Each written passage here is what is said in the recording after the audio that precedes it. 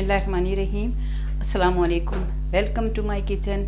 आज मैं आपसे जो रेसिपी शेयर कर रही हूँ वो नई तो नहीं है, लेकिन यहाँ पाकिस्तान में ये बहुत कम यूज़ होती है। ये ज़्यादातर ये इंडिया में ये रेसिपी यूज़ होती है और मेरी मदर का ताल्लुक़ भी लखनऊ से है। तो ये रेसिपी मेरी मदर की है। ये आपको नेट पे मिलेगी, लेकिन ये बहुत डिफरेंट तरीके से मिलेगी। मैं जो आपको जिस तरह ये बताऊंगी ये बहुत सिंपल तरीका है। ये आज तुरैयाँ तो हम सब के घर में बनती हैं, लेकिन आज मैं आपको तुरैयों के ये छिलके, ये तोरियों की ये छिलके ये आपको बनाना बताऊंगी। सबसे पहले तो आप तुरैयाँ तो सब घरों में ही आती हैं और छीलना भी सबको आती हैं, लेकिन ये इस तरह ज़रा थोड़ी ये आप तोरियों को ये इस तरह मोटा मोटा कर, तोरियों को ना आपने छीलने से पहले बहुत अच्छी तरह आपने धोना है, ताकि इसमें मिट्टी और कोई चीज़ भी इसमें बाकी ना रहे। ये मेरी ब्लेड ही मेरा ख्याल है, मुझे लग रहा है ये सही नहीं चल रहा, तो मैं वैसे छुरी ज़्यादा यूज़ करती हूँ। तो आप छुरी से आप इसको बारीक बारीक नहीं काटना, थोड़ा सा मोटा काटना है, लेकिन आप इस तरह इसे आप तुरैयों को आप ये काट लें इस तरह ना। मैंने क्योंकि सारी तुरैयाँ काट के और ये काटने के बाद ही मैंने इसे बहुत अच्छी तरह धोया, क्योंकि इसके छिलके पे मट्टी लगी हुई होती है। आप पहले काटने से इसे छीलने से पहले भी आप इसे ज़रूर धोएं, और जब आप इसे छील लें तब भी आप इसे धोकर फिर इसको आपने काटना है। ये मैं आपको बताती हूँ कि इसको आपने काटना किस तरह। ये काफ़ी ये इसके यानी किनारे जो ख़राब हैं वो निकाल दें। ये 0 कैलोरीज़ होती हैं इसमें, और ये बहुत फ़ायदेमंद और बहुत इसमें ग़िज़ाइयत होती है। ये जोड़ों के लिए भी और बहुत सारी चीज़ों के लिए ये बहुत काम आती है। इसे आप इस तरह करके ना काफ़ी सारी आप जोड़ के आप इसे इस तरह बारीक बारीक आप ये काट लें। चाहे तो आप हाथ से भी तोड़ लें, क्योंकि छिलका इतना नरम होता है। ये इस तरह ये सारे छिलके आप इस तरह बारीक बारीक काट लेंगे। इसमें बहुत थोड़ी चीज़ें यूज़ होंगी, लेकिन इसका टेस्ट इतना यूनिक और इतना मज़े का है। जब आप इसे ज़रूर एक दफ़ा घर में ट्राई करें, जब आप ट्राई करेंगे तो आपको पता चलेगा इसका जायका कितना अच्छा है। तुरैयों से ज़्यादा ये अच्छा है। ये मैंने तकरीबन 1 किलो तोरी लेकर उसको छील लिया, तो वो तो मैंने अलग सब्ज़ी बना ली। ये मैंने तकरीबन 3 पाव के करीब ये मेरे छिलके। इसके साथ मैंने ये आलू लिए हैं आधा किलो, इनको मैंने बहुत बारीक काट लिया है। इसके साथ ये कुटी हुई सुर्ख मिर्च है 1.5 चाय का चम्मच, 1 चाय का चम्मच नमक है, और ये 1 पोथी लहसुन की जिसे मैंने छील कर बारीक बारीक काट लिया है। 1 चमचा ये सफ़ेद ज़ीरा है, और ये 7-8 हरी मिर्चें जो मैंने बारीक काट ली हैं। आधा कप तेल है। आप चाहें तो ये सरसों के तेल में भी पका सकते हैं, ये बहुत अच्छा जायका था, लेकिन सरसों का तेल हम लोग यूज़ नहीं करते, इसलिए जब हम वो बनाएं तो हमारा गला ज़रूर ख़राब हो जाता है। इसलिए ये मैंने कुकिंग ऑयल, सिंपल वाला कुकिंग ऑयल लिया है। लेकिन आप जब एक दफ़ा ज़रूर आप इसे घर में ट्राई कीजिएगा। ये है तो नई चीज़, लेकिन जब आप इसे बनाएंगे तो आप यकीनन आपको बहुत अच्छा लगेगा। बिस्मिल्लाहिर्रहमानिर्रहीम। अब मैं ये अपनी कुकिंग स्टार्ट करती हूँ। ये मैंने आधी प्याली ये तेल है। आप चाहें तो आप सरसों का तेल भी यूज़ कर सकते हैं, लेकिन मैं आम कुकिंग ऑयल में इसे बना रही हूँ। ये देखें, ये मैंने अपनी ये सब्ज़ी के जो छिलके हैं ना वो मैंने बारीक बारीक काट लिए थे। इस तरह ना आप चाहें तो आप इसे हाथ से भी तोड़ सकते हैं, और चाहें तो आप इसे छुरी से भी काट सकते हैं। ये देखें, ये बिल्कुल ये मैंने बारीक काट लिए थे, और ये थोड़ी देर में गल जाते हैं। ये ज़रा मेरा ऑयल थोड़ा गर्म हो गया है, तो मैं इसमें ये मैंने लहसुन चॉप करके रखा था। ये पूरा तकरीबन 7-8 जवे हैं ये जो मैंने बारीक बारीक काट लिए थे।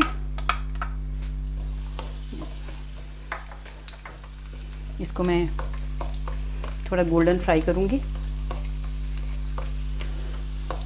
इसमें 0 कैलोरीज़ होती हैं। अगर जो लोग डाइट करते हैं वो अपने डाइट प्लान में इसे शामिल कर सकते हैं, क्योंकि ये आपका पेट तो भरेगी, लेकिन आपके वज़न को नहीं बढ़ाएगी। और इसका जो जायका है वो इतना तीखा और इतना मज़े का होता है। एक दफ़ा आप ज़रूर इसे ज़रूर ट्राई कीजिएगा। हम लोग उठा के ये सब्ज़ी के छिलके फेंक देते हैं। अगर आपको पता है ये तुरई के छिलके के कबाब भी बनते हैं। मैं अगर कभी हुआ तो मैं आपको वो भी बना के खिलाऊंगी। ये मैंने नेट पे सर्च की तो ये सिवाय इंडिया के मुझे कहीं नज़र नहीं आई, और वो भी बहुत ज़्यादा चीज़ें इसमें यूज़ कर रहे थे।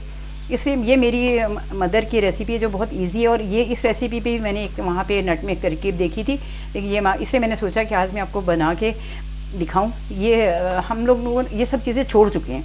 अब हम ये सब चीज़ें यूज़ नहीं करते। अब इसके साथ ही मैं ये सफ़ेद ज़ीरा है, ये 1 चाय का चम्मच था, ये मैं डाल दूँगी, क्योंकि बस लहसुन को जो है वो जलाना नहीं है। आँच चाहे थोड़ी आप, ये मैं स्लो कर रही हूँ आँच। इसके साथ ही ये मैं हरी मिर्चें भी डाल दूँगी।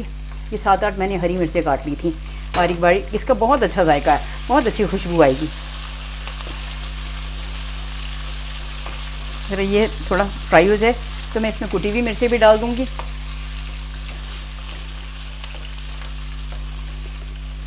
ये 1.5 चाय का चम्मच कुटी हुई मिर्च थी जो मैंने इसमें शामिल किए।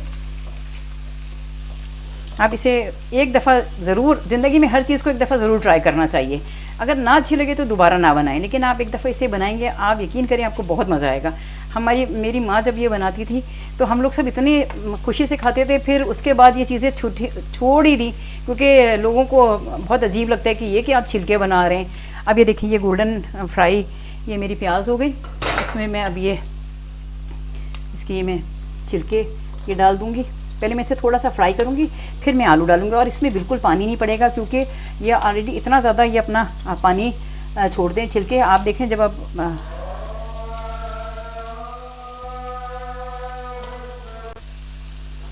ये मैंने थोड़ी देर फ्राई कर लिए, इसे थोड़ी सी इसकी ताकि कचायन ख़त्म हो जाए।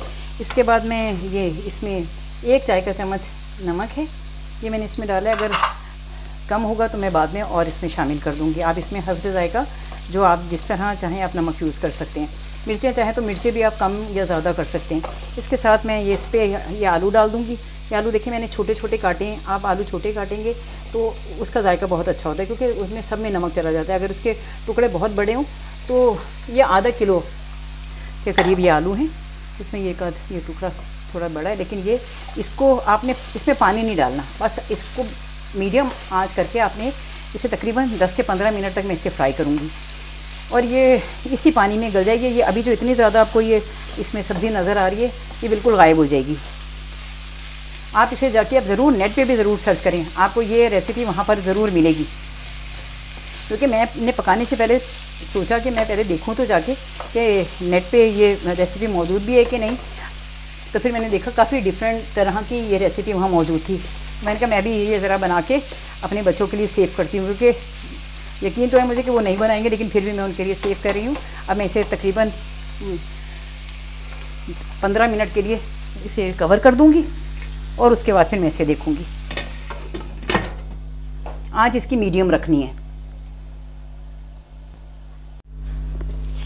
अल्हम्दुलिल्लाह रब्बिल आलमीन, ये मेरी रेसिपी तकरीबन तैयार है।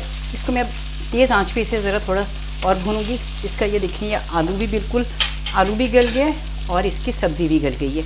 ये देखिए ये आलू बिल्कुल गल गया और इसकी ये जो छिलका है ये तोरइयों का ये भी गल गया है। जो मेरे फ्रेंड्स वेजिटेरियन हैं वो इस रेसिपी को ज़रूर ट्राई करें। इसका जायका इतना तीखा और इतना मज़े का है कि जब आप इसे रोटी के साथ, आप इसे चावल के साथ भी खा सकते हैं। बहुत ही मज़ेदार और अच्छा जायका आएगा। अब इसे मैं तेज़ आंच पे ज़रा और फ्राई कर लूँगी। वैसे ये मेरी रेसिपी तैयार है अल्हम्दुलिल्लाह रब्बिल आलमीन। अगर आपको मेरी रेसिपी अच्छी लगती हो तो ज़रूर मेरे चैनल को सब्सक्राइब करें और उसे लाइक करें और कमेंट में ज़रूर अपने व्यूज़ दें कि ये आपको कैसी लगी। ये एक नई डिश है, लेकिन ये कि जब आप इसे जब चीज़ों को यूज़ करते फिर हमें पता चलता है इसका टेस्ट कैसा है। जब तक आप यूज़ नहीं करेंगे आपको पता कैसे चलेगा कि इस खाने का जायका क्या है। अब ये तैयार है। इसे बस मैं ये तकरीबन मेरी तैयार हो गई, क्योंकि हर चीज़ गल गई है इसकी। अब मैं इसको छुपा दूँगी और हल्की आंच पे सिर्फ थोड़ी देर के लिए, ताकि ज़रा इसका जो तेल है वो ज़रा थोड़ा और ऊपर आ जाए। वैसे ये बिल्कुल तैयार है। ज़िंदगी रही तो इंशाअल्लाह ताला अगली किसी रेसिपी पे आपसे मुलाकात होगी, किसी वीडियो में मुलाकात होगी। अपनी दुआ में मुझे याद रखें और अल्लाह आप लोगों को बहुत खुश रखे आपके खाने में और हर चीज़ में आपको खैर व बरकत दे। बिस्मिल्लाह करके काम शुरू किया करें और अल्हम्दुलिल्लाह करके आप काम का इख्तिताम किया करें। अल्लाह हाफिज़। ज़िंदगी रही तो फिर मुलाकात होती है। अल्हम्दुलिल्लाह रब्बिल आलमीन।